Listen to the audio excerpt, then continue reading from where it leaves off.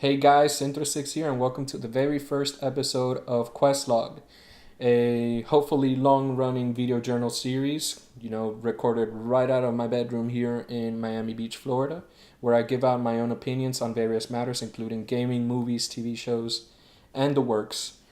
This very first episode is going to be touching on a subject that I personally find super interesting and that speaks to me on a personal level, and that is going to be gaming on the PC. So here's a little bit of a backstory. Um, as far as gaming on PC, that's not something that I've extensively done throughout my life. That's something that I touched upon during high school. My first PC gaming experience was actually playing Unreal Tournament with my friends. We had actually managed to find a file and we installed it on every single one of the computers in the computer lab. So at the time, I guess, the thing about schools is that their computers aren't necessarily powerful. They have these contracts where the parts in the machine are way above the requirements of anything like a Microsoft Word or a PowerPoint. So they do. Let's not. I digress. So with that said, I remember playing a lot of Halo Combat Evolved. I remember playing Minecraft, and I remember playing Unreal Tournament on those PCs. We used to have these massive LAN games. My teacher didn't really appreciate that too much at the time because we often put in more thought into that than actually working. So ever since then, I've always had this innate curiosity into the world of PC gaming. I always wanted to build my own PC, but I never really went out and attempted to get one until recently. My tax returns had actually come in, and originally I was going to use that money to get a capture card to capture footage onto my PS4 and record from there. I had a laptop that I was going to edit all of the videos in, but unfortunately I had to give that laptop away, and I found myself without a computer and with all this money. So I was like, well, what am I going to do now? And I figured, you know what? I have this money. Let me check out these parts. Let me get everything done. I'm going to research all of this, and I'm going to use this money to get an actual working decent computer, and I'm going to record videos on that. And ever since then, that was about like a month and a half ago, and I dived right into the deep end, and surprisingly it's worked out very, very, very well. In that month, I've literally bought about maybe 10 or 12 games, majority from Steam and Steam sales. I'm going to touch on that a little bit going into later on in this video. And aside from that, I also have services like the Xbox app, Origin, Battle.net, and unfortunately Uplay. So with that said, very, very new to the computer gaming scene. Still a lot of stuff that I have to learn, and a lot of terminology that I have to learn, and a lot of specs and overall tips and tricks that I need to learn in order to properly use my PC. But this is sort of like a first impressions, like after a good month and a half of gaming between my PS4 and my PC. These are the impressions that I have of gaming on the PC so far, coming from the perspective of a console gamer. So it's a kind of jarring experience at first, to be honest, because computer gaming, while in theory shouldn't be that much different from console gaming, trust me, it is. I didn't spend too much money on it, so I was expecting to get maybe, like a 720p, or maybe like the lower end of the 1080p's, and surprisingly for a good 450, around $500, I managed to get a PC that runs everything at 1080p consistently on like the higher spectrum of the settings around high. Some games allow me to do ultra, some games do not. Some games I have to properly place different aspects of the graphics into medium and high, but mostly high, and mostly at a consistent frame rate of 60 and above, depending on the actual game, so it varies from game to game. But for the money, I thought I was gonna be on the lower end of the spectrum, and surprisingly, I'm actually very happy with it because considering the price point, there wasn't such a huge um, shift from the overall quality of a higher graphics card to the lower one. Obviously, with a more expensive graphics card, you get better performance, and you can put your games in ultra, and you can do 4K and all of that. But for a starter PC, this was actually pretty well done.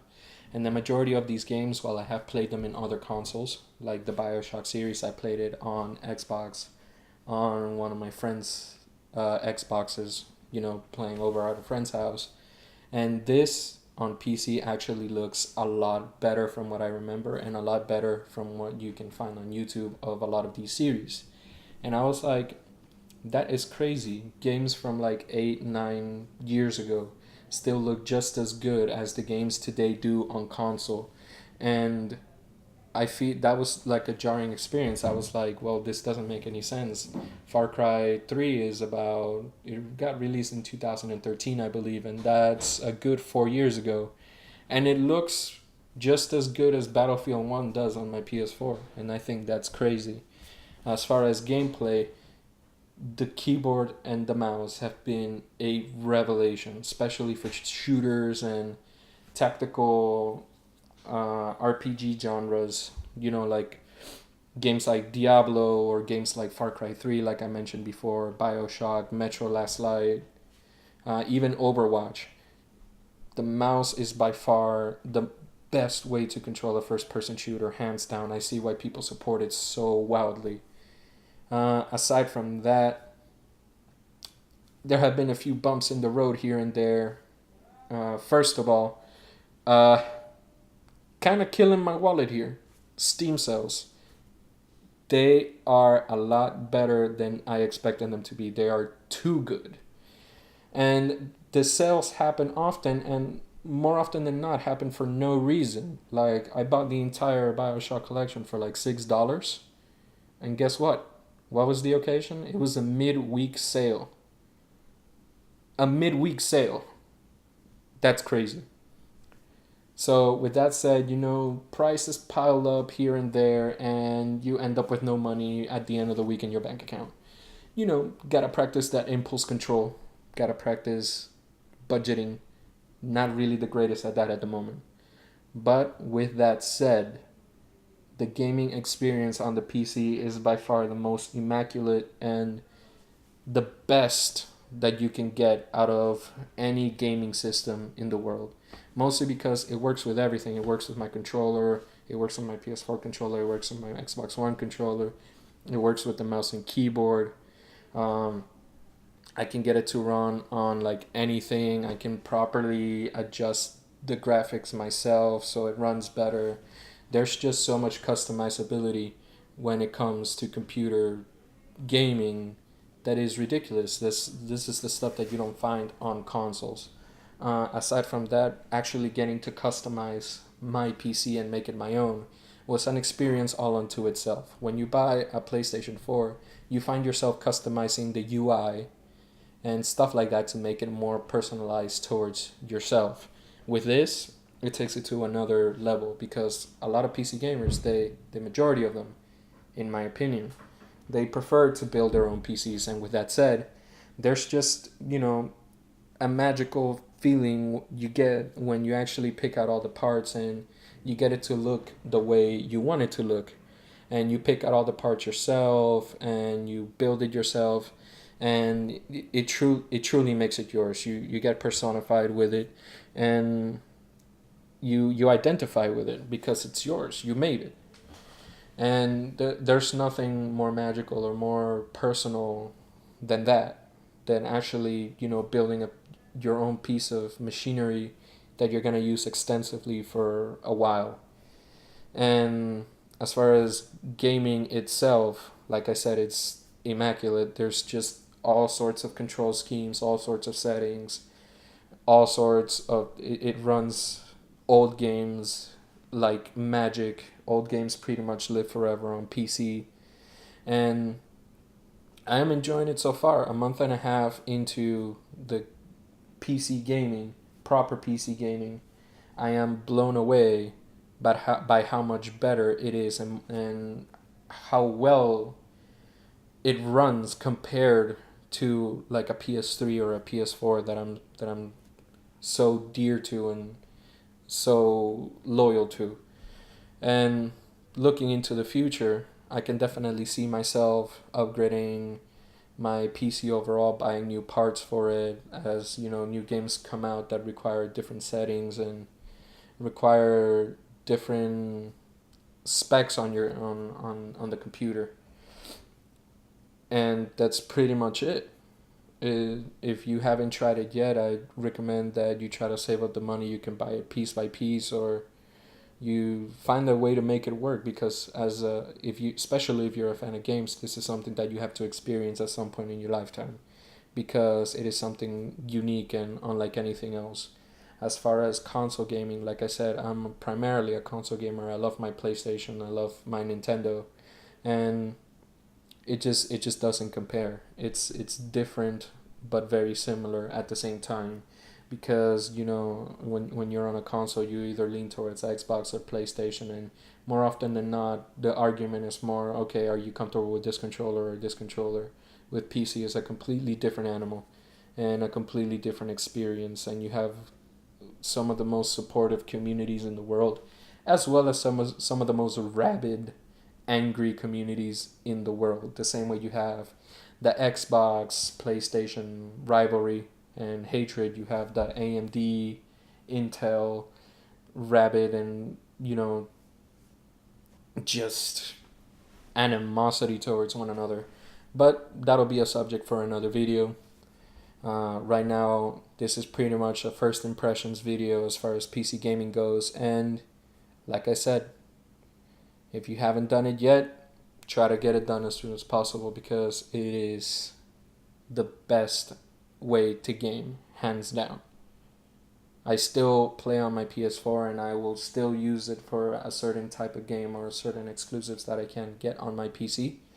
But from now on, it's gonna be mostly PC gaming for me when it comes to certain genres. For example, the first-person shooter genre and whatnot. Now, as far as my personal gaming preferences, that's something that I will cover in a later video. But I will give you the little bit of knowledge that I'm mostly a big fan of RPGs and the works. And those also work excellently on the PC. Either way, if I had to give it a rating, I would give it a solid 8.5 out of 10 so far as a first impressions video. And I will be making a follow-up video later on this year regarding how I've developed as a PC gamer, and to further illustrate on my thoughts. So with that said, thank you for listening to this video. If you liked it, press the like button and don't forget to subscribe. And if you want more quality content, if you want to support me in my journey in this quest log, you can click the link down on Patreon, and you can donate a monthly dollar to me if you really want to support me and continue listening to these videos. Important thing, I don't want to always have to rely on advertisements, and I don't want to put in like any product placements in these videos. So I want to make it so you don't have to listen to like a minute or two of ads in the beginning of the video of me talking about a product that I'm going to endorse, but I don't really believe in. So I don't want to have to do that.